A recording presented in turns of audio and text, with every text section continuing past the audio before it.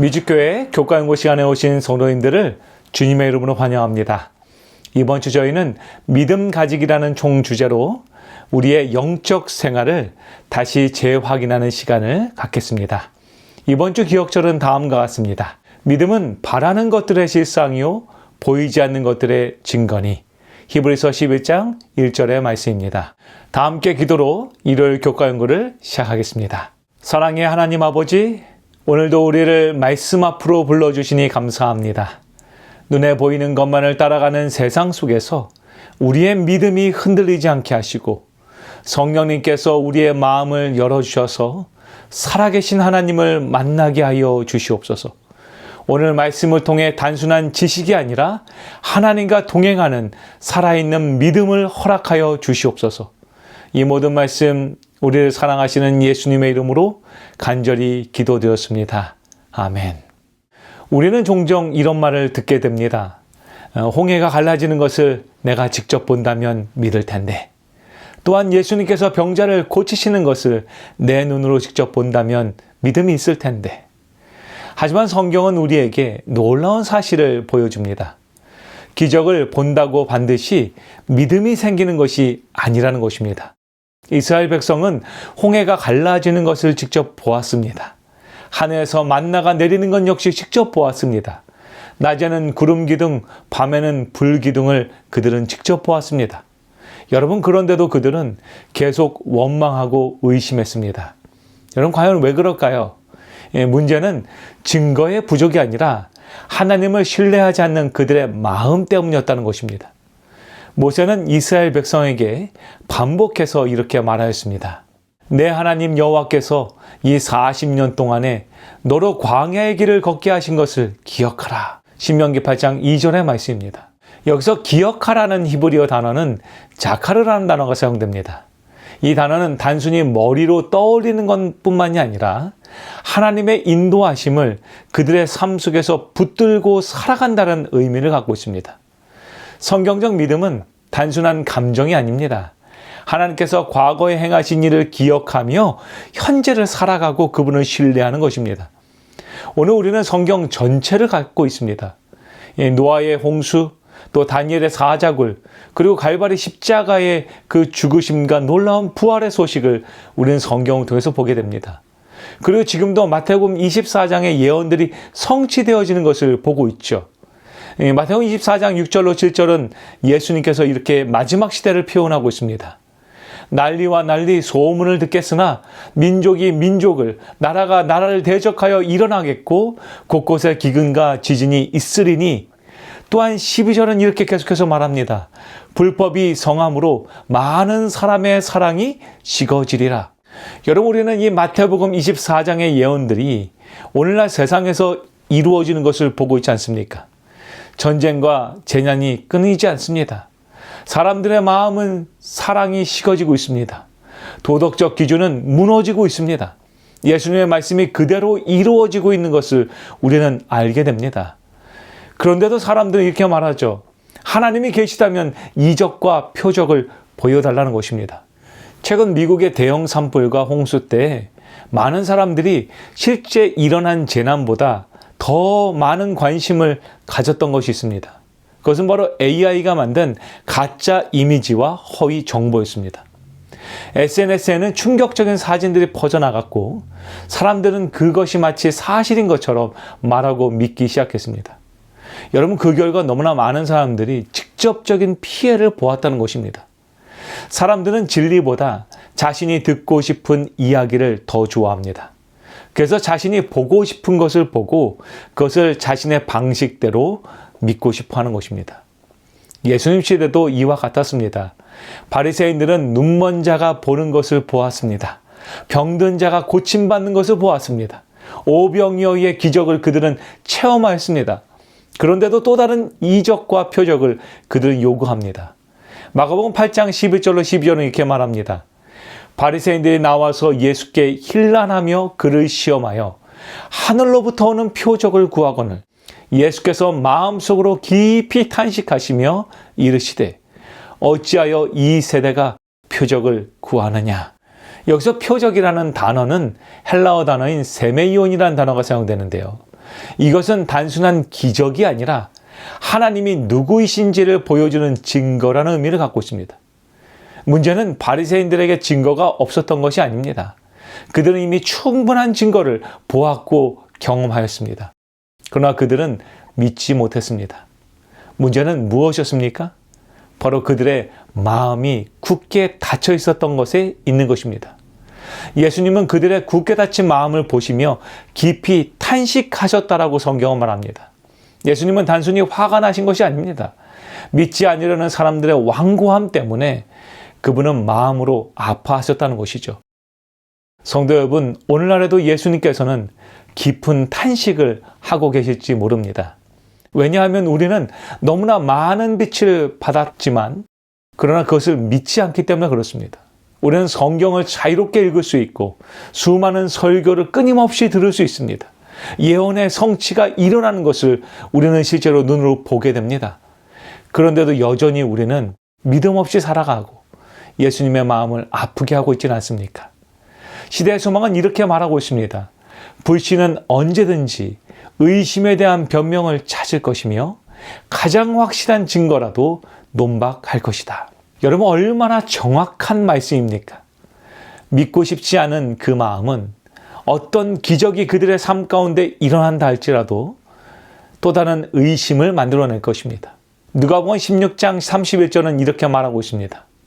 모세와 선지자들에게 듣지 아니하면 비록 죽은 자 가운데서 살아난 자가 있을지라도 권함을 받지 아니하리라.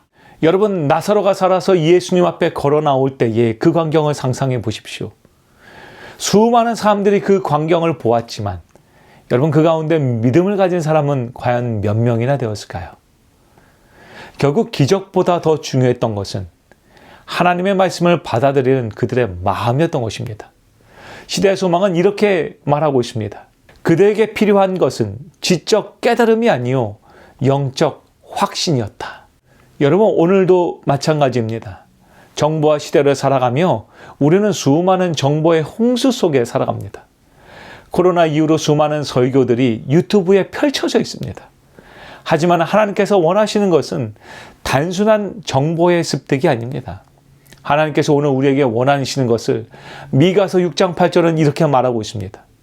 오직 정의를 행하며 인자를 사랑하며 겸손하게 내 하나님과 함께 행하는 것이 아니냐. 믿음은 단순히 교리를 이해하고 아는 것이 아닙니다. 하나님과 함께 걸어가는 것입니다. 기도 가운데 하나님과 동행하는 것입니다. 말씀 가운데 하나님과 동행하는 것입니다.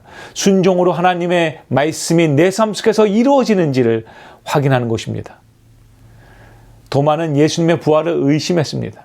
그러나 예수님은 요한복음 20장 29절 이렇게 말씀하셨습니다. 보지 못하고 믿는 자들은 복되도다. 여기서 믿다라는 단어가 헬라어 피스티오입니다. 단순히 존재를 인정하는 것이 아니라 자신을 맡기고 신뢰하며 나의 생각과 나의 방법과 기준이 아니라 바로 하나님의 말씀을 의지하는 것입니다. 내 생각과 맞지 않더라도 내 기준에 부족해 보인다 하더라도 그것이 하나님의 말씀이기 때문에 믿음으로 의지하는 것이죠. 바로 하나님의 성품을 경험하고 그분을 신뢰하는 것입니다. 여러분, 믿음은 막연한 희망이 아닙니다. 하나님의 말씀 위에 나의 삶을 맡기는 과정인 것이죠. 그래서 히브리서 11장 1절은 이렇게 말합니다. 믿음은 바라는 것들의 실상이요 보이지 않는 것들의 증거라는 것입니다. 맞습니다. 믿음은 바라는 것들이 실제로 내 삶 가운데서 일어나는 것입니다.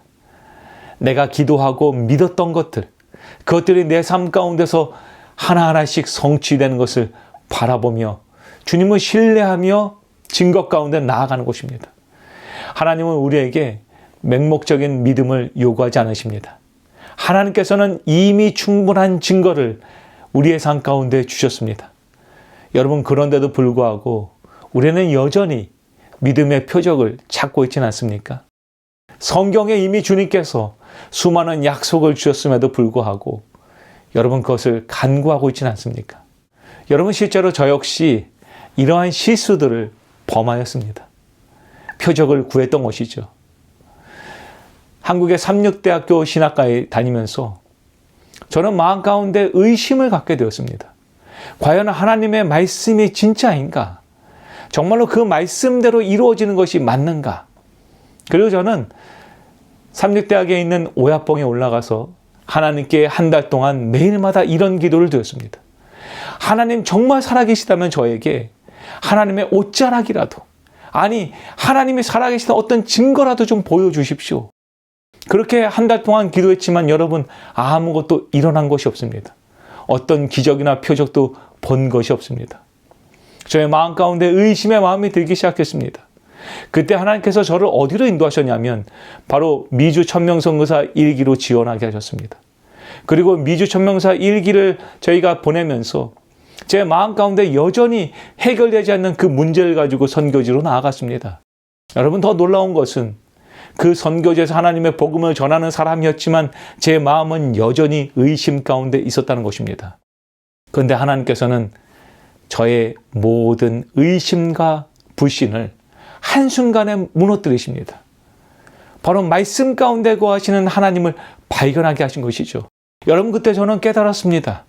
나에게 필요했던 것은 더 큰 이적이라, 아니면 더 큰 기적이 아니라 바로 하나님의 말씀을 바라보고 그 말씀을 살아내는 경험이었다는 것입니다. 사랑하는 미주교회 성도 여러분, 오늘 하나님께서 우리에게 원하시는 것은 우리가 또 다른 기적을 바라는 것이 아닙니다. 바로 영적인 삶을 살아내는 것입니다. 날마다 하나님과 동행하는 삶을 살아보는 것입니다. 예수님께서 단식하는 세대가 아니라 말씀을 붙들고 믿음으로 살아가는 하나님의 백성을 주님은 찾고 계시다는 것이죠. 오늘도 주님은 우리에게 말씀하십니다. 보지 못하고 믿는 자들은 축복이 있다는 것입니다. 믿음의 축복을 오늘도 경험하시는 저와 여러분들에게 간절히 소망합니다. 여러분, 우리에게 오늘 필요한 것은 내 삶 가운데 일어나는 또 다른 기적이 아니라 하나님의 말씀을 살아내어서 그 말씀이 거하는 축복인 것이죠.